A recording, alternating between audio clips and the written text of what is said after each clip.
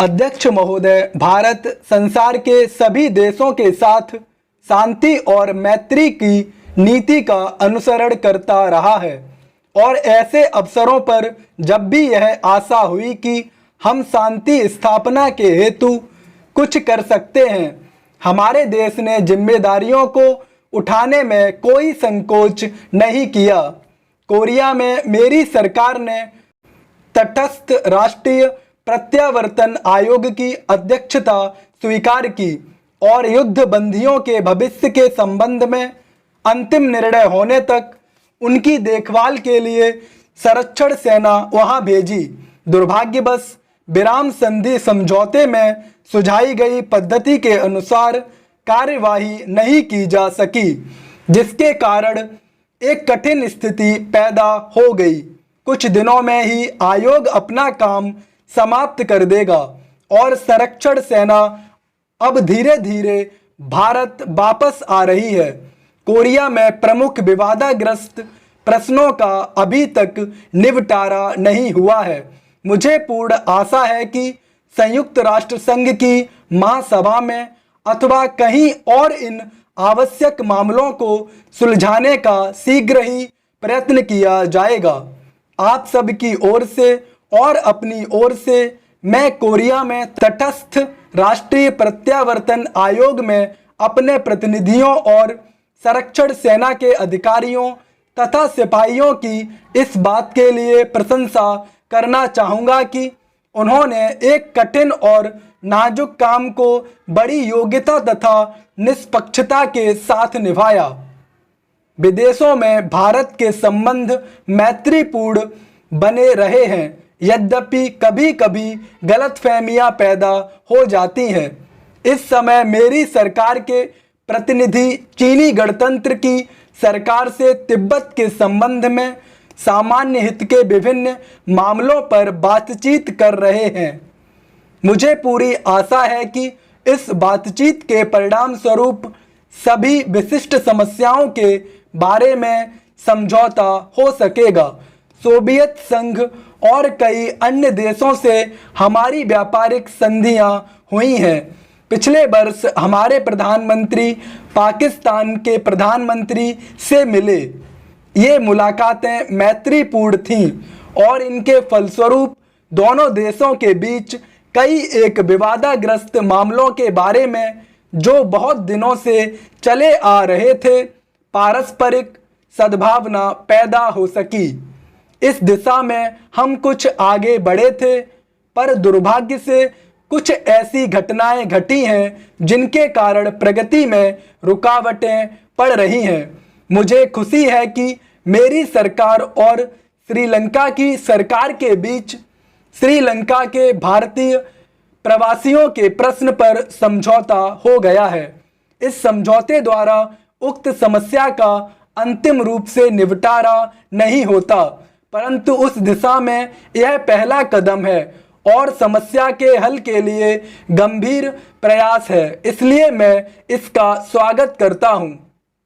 अपने पड़ोसी राष्ट्रों श्रीलंका तथा बर्मा से, जिनके साथ हमारे भौगोलिक ही नहीं बल्कि चिरकाल से सांस्कृतिक संबंध भी हैं, मैत्रीपूर्ण संबंध को उन्नत करने का मेरी सरकार सतत प्रयत्न करती रही है। पश्चिमी एशिया के देशों और मिस्र के साथ हमारे संबंध मैत्रीपूर्ण और पारस्परिक सहयोग के रहे हैं। सूडान के निर्वाचन आयोग के अध्यक्ष के रूप में हमारे मुख्य निर्वाचन आयुक्त की सेवाओं की प्रशंसा की गई है और चुनाव व्यवस्थित ढंग से संपन्न हो गए हैं।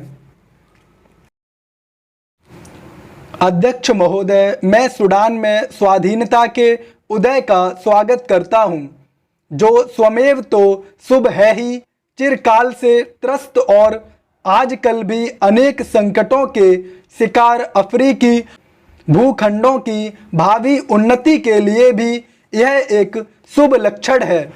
गत वर्ष इस अवसर पर मेरे अभिभाषण के बाद भारतीय संघ में आंध्र नामक नए राज्य का उदय हुआ है। भारतीय राज्यों में इस अभिवृद्धि का मैं स्वागत करता हूं और नए राज्य की सफलता की कामना करता हूं। भारत में राज्यों के पुनर्गठन की मांग को देखते हुए मेरी सरकार ने इस कार्य के लिए एक आयोग की स्थापना की है, जिसमें योग्य और अनुभवी सदस्य रखे हैं। यह कार्य बड़ा और ऐतिहासिक महत्व का है। इसे वस्तुगत रूप से पूर्ण शांत चित्तता के साथ करना है, जिससे संबंधित क्षेत्रों की जनता का और इसके साथ ही समस्त राष्ट्र का अधिक कल्याण हो सके। मुझे पूर्ण विश्वास है कि इस योजना के काम में सभी लोग सद्भावना और समझदारी के साथ सहयोग देंगे। हमारे संघ के 2 राज्यों में तिरुवांकुर, कोचीन और पटियाला तथा पूर्वी पंजाब रियासती संघ में आजकल आम चुनाव हो रहे हैं। उपर्युक्त दूसरे राज्य में संविधान सुचारू रूप से नहीं चल सका और नए चुनाव होने तक प्रशासन का कार्यभार मुझे अपने अधीन लेना पड़ा। हमारी प्रथम पंचवर्षीय योजना की आधी अवधि समाप्त हो चुकी है। कुछ मामलों में प्रगति इतनी अच्छी नहीं हुई जितनी हम आशा करते थे, परंतु कुछ अन्य मामलों में महत्वपूर्ण प्रगति हुई है। सामुदायिक योजना कार्यों के कार्य में विशेष रूप से उन्नति हुई है और राष्ट्रीय विकास कार्य में भी, जिसका श्री गणेश अक्टूबर 1953 में हुआ था, संतोषजनक उन्नति हुई है। इस कार्य में जनसाधारण का योगदान बहुत उत्साहवर्धक है। इस कार्य का यह पहलू बहुत ही आशाजनक है। यद्यपि औद्योगिक उत्पादन में और कई एक दूसरे क्षेत्रों में विशेष प्रगति हुई है, फिर भी व्यापक बेरोजगारी की समस्या मेरी सरकार के लिए चिंता का विषय है। लोगों को अधिक रोजगार दिलाने के उद्देश्य से योजना आयोग पहली पंचवर्षीय योजना पर पुनर्विचार कर रहा है। साधारण आर्थिक स्थिति में बराबर सुधार हुआ है। 1952-53 में अनाजों का उत्पादन उसके 1 वर्ष पहले की अपेक्षा 5 लाख टन अधिक हुआ है और इस वर्ष की स्थिति भी अच्छी है। खाद्य की स्थिति में सुधार बहुत संतोषजनक है और देश इस दिशा में आत्मनिर्भरता के लक्ष्य की ओर तेजी से आगे बढ़ रहा है। औद्योगिक उत्पादन में विशेषकर सूती कपड़े, कागज, रासायनिक पदार्थ, बाइसिकल, नमक और बहुत से इंजीनियरिंग संबंधी उद्योग के क्षेत्र में उत्पादन काफ़ी ज़्यादा होता रहा है। औद्योगिक उत्पादन की सूचक संख्या बढ़कर 1953 में 1345 हो गई, जबकि 1952 में वह 129 थी।